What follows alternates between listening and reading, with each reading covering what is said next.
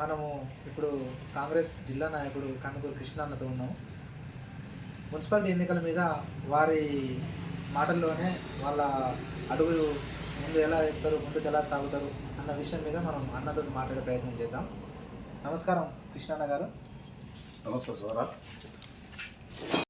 ఇప్పుడు తిరుమలగిరి మున్సిపాలిటీ ఎన్నికల మీద మీ అభిప్రాయం చెప్పండి, మీ ఎజెండా.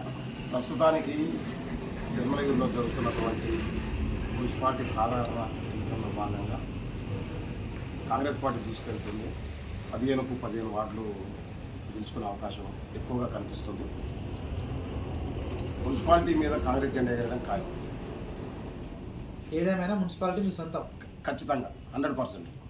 మరి నిన్న మొన్నటి వరకు కాంగ్రెస్ పార్టీలో కొన్ని ఒడిదుడుకులు ఉన్నాయి.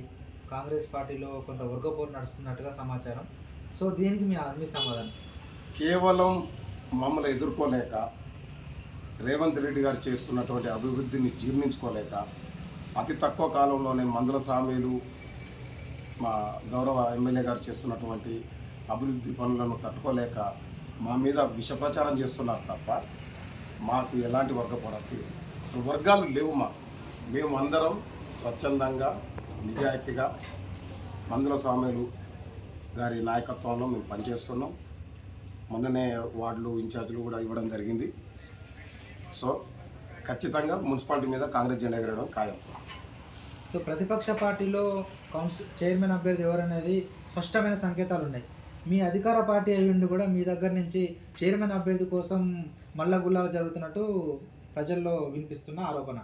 ఇప్పుడు వాళ్ళు చేస్తున్నది ఏంటి అని అంటే, ఒక చైర్మన్ అభ్యర్థిని ప్రకటించి ఆయనే మీ చైర్మన్ చెప్పేసి గంటగట్టి వదిలిపెట్టినట్టు చేస్తున్నారు. అతను 14-15 వార్డులు తిరుక్కుంటూ నేనే అభ్యర్థిని. ఫస్ట్ నువ్వు 14లో గెలవాలి కదా. నువ్వు 14లో గెలిస్తే నువ్వు అభ్యర్థివి. మేము ఏ అభ్యర్థిని మేము చైర్మన్గా ప్రకటించుకోవాలో స్పష్టమైన హామీతోటి మా ఎమ్మెల్యే గారు ఉన్నారు. 15 వార్డులు గెలిచిన తర్వాత మా ఎమ్మెల్యే గారి సమక్షంలో, మా ఎంపీ గారు చామల కిరణ్ రెడ్డి గారి సమక్షంలో, మా మంత్రి గారు ఉత్తమ్ కుమార్ రెడ్డి సమక్షంలో, మా మంత్రి కోమటిరెడ్డి వెంకరెడ్డి గారి సమక్షంలో మేము చైర్మన్ ప్రమాణ స్వీకారం రోజు మేము అభ్యర్థులను ప్రకటించుకుంటాం. దాని మీద మేము 15 మంది కౌన్సిలర్ అభ్యర్థులకు మేము స్పష్టమైన విషయం చెప్పినాము. వాళ్ళు స్పష్టంగా ఉన్నారు ఈ విషయంలో. గతంలో బీఆర్ఎస్ పార్టీ గత 10 ఏళ్ళుగా బీఆర్ఎస్ పార్టీ అధికారంలో ఉన్నది. సో ఇప్పుడు మళ్ళీ మాకే అధికారం వస్తుంది, మేమే చైర్మన్ పీఠాన్ని కైవసం చేసుకోబోతున్నాం అని వాళ్ళు జనాలను ప్రభావితం చేస్తున్నటువంటి సమాచారం. దాని మీద మీ స్పందన? ఇప్పుడు 10 సంవత్సరాలు వాళ్ళ అధికారంలో ఉండి ఇప్పుడు ప్రస్తుతం రాష్ట్రంలో ఏ పార్టీ అధికారంలో ఉందో అందరికీ తెలుసు. మొన్న జరిగిన స్థానిక సర్పంచ్ ఎలక్షన్లలో ఏం జరిగిందో ప్రజలకు తెలుసు. దాని తర్వాత ఇప్పుడు మున్సిపాలిటీ ఎలక్షన్లు ఏం జరుగుతుందో కూడా ప్రజల తీర్పును మేము గౌరవిస్తాం. ప్రజలు చెప్తున్నారు క్లియర్గా చూసుకుంటాం. ఇప్పుడు మీ దగ్గర నిజాయితీ ఉండి మీరు చిత్తశుద్ధితో మీరు పనిచేసినట్లయితే 10 సంవత్సరాలు మీరు అధికారం ఉంటే మాకు ఇవ్వరు కదా అది అవకాశం. మీ దగ్గర చిత్తశుద్ధి లేదు, మీరు ప్రజలను దగా చేసారు. మీరు ఇచ్చినటువంటి హామీలు ఏవైతే ఉన్నాయో అవన్నీ ఉత్తమ మాటలే కాబట్టి మిమ్మల్ని అధోపాతానికి తొక్కేసి ప్రజలు కాంగ్రెస్ పార్టీకి పట్టం కట్టారు. గతంలో మేము అధికారంలో ఉన్నప్పుడే అన్ని అభివృద్ధి పనులు చేసినాము. ఇప్పుడు కాంగ్రెస్ పార్టీ మున్సిపల్ పీఠం కైవసం చేసుకున్నా కానీ మున్సిపాలిటీలో అభివృద్ధి కొత్తగా చేసేది ఏం లేదు అనేది మీ పార్టీ మీద ప్రధాన ఆరోపణలు చేస్తారు బీఆర్ఎస్ వాళ్ళు.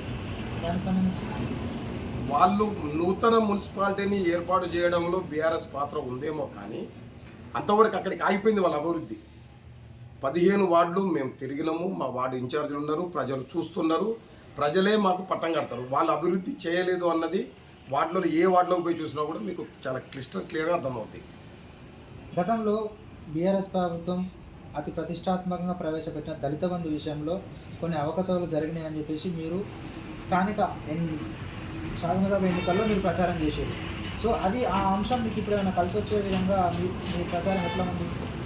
ఈ తిరుమలలో కొత్త పాత నేతల మధ్యన సమన్వయం లోపించిందని ప్రధానంగా మున్సిపాలిటీలో వినిపిస్తున్న వాదన. దాన్ని మీ స్పందన? అలాంటిది ఏం లేదు. ఎందుకు అని అంటే కేవలం ప్రతిపక్షాలే కావాల్సుకొని వాళ్ళని మా మీద బుద్ధ చదువులు తప్ప పార్టీ ఆదేశాల మేరకు, ఎమ్మెల్యే గారి ఆదేశాల మేరకు, ఎంపీ గారి ఆదేశాల మేరకు అందరం సమన్వయం చేసుకొని టికెట్లు ఇవ్వడం జరిగింది. బీఫామ్లు వచ్చినాయి, అభ్యర్థులు ప్రచారంలో ఉండరు. మాలాంటి సీనియర్లు ఎవరైతే ఉన్నామో పార్టీ ఆదేశాలకు కట్టుబడి ఎక్కడైతే మా 15 వార్డులలో 15 మంది అభ్యర్థులలో వాళ్ళ గెలుపు కోసం మేము ఆదేశం కష్టపడుతున్నాం, వాళ్ళని గెలిపించుకుంటాం. కష్టపడ్డ కార్యకర్తలకు కౌన్సిలర్గా పోటీ చేసే అవకాశం కల్పించలేదు అన్నారు. అదేవిధంగా మీరు జిల్లా స్థాయి నాయకులు, సో మీరు 15వ వార్డు అంటే తిరుమలగిరి మున్సిపాలిటీలోనే 15వ వార్డులో ఒక అభ్యర్థి, మీరు ఎందుకు పోటీలో లేరు? మేము కాంగ్రెస్ పార్టీ ఆదేశాలకు, కాంగ్రెస్ పార్టీ సిద్ధాంతాలకు, మా గౌరవ ఎమ్మెల్యే గారు మందల సామయ్య గారి ఆదేశాలకు, పార్టీ విధి విధానాలకు కట్టుబడి ఉంటాం. ఇప్పుడు గతంలో చెవిటంకన్న గారు, స్వర్గీయ దామరెడ్డి సారు వాళ్ళ ఆదేశాల ప్రకారంగా ఒకటి ఎలక్షన్ జరిగింది, ప్రజల తీర్పును మేము గౌరవించినాం. ఈసారి గౌరవ ఎమ్మెల్యే గారు ఆదేశాల మేరకు సీనియర్ అయినా కూడా భవిష్యత్తులో నాకు మంచి అవకాశం ఉంటుందని నేను ఆశించి తూచా తప్పకుండా గౌరవ ఎమ్మెల్యే గారి మాటలు తూచా తప్పకుండా పాటిస్తూ నా వంతు ప్రయత్నంగా నా కాంగ్రెస్ పార్టీ అభ్యర్థులను గెలిపించుకుంటేందుకు నేను సర్వ విధాల ప్రయత్నం చేస్తాను. ఇప్పుడు ఫైనల్గా మీరు మున్సిపాలిటీ ప్రజలకు చెప్పదలుచుకుంది ఏంటండి? అభివృద్ధిని చూసి ఓటేయండి, కాంగ్రెస్ పార్టీ అభ్యర్థులను అత్యధిక మెజార్టీతో గెలిపించండి. ఇంకా 3 సంవత్సరాలు మన పాలన ఉన్నది. రేవంత్ రెడ్డి గారు ప్రవేశపెట్టిన పథకాలను ఒకసారి మీరు దృష్టిలో పెట్టుకోండి. మందుల సామేల్ గారు చేస్తున్నటువంటి అభివృద్ధి పనులను ఒకసారి మీరు దృష్టిలో పెట్టుకోండి. మీరు మాకు అధికారం అనేది ఇస్తేనే మేము పనిచేస్తానికి ఈజీగా ఉంటుంది. ప్రతిపక్షంలో కూడా మేము ఎంత కొట్లాడినామో మీకు అందరికీ తెలుసు. అప్పుడు మేము కొట్లాడడం వల్లనే ఈసారి మీరు మాకు పట్టం కట్టిరు అన్నది ఇక్కడ కళ్ళ ముందు కనపడుతున్న నిజం. సో మున్సిపాలిటీలో కూడా కాంగ్రెస్ జెండా ఎగరాలి, 15 మందికి 15 మంది అభ్యర్థులు గెలవాలని కోరుకుంటున్నాం. ప్రజలకు ఎల్లవేళలా అందుబాటులో ఉండి వాళ్లకు ఏ ఆపదకైనా మంచికైనా చెడుకైనా గెలిచినటువంటి కౌన్సిలర్లు ఉంటారని ఖచ్చితంగా నేను హామీ ఇస్తున్నాను.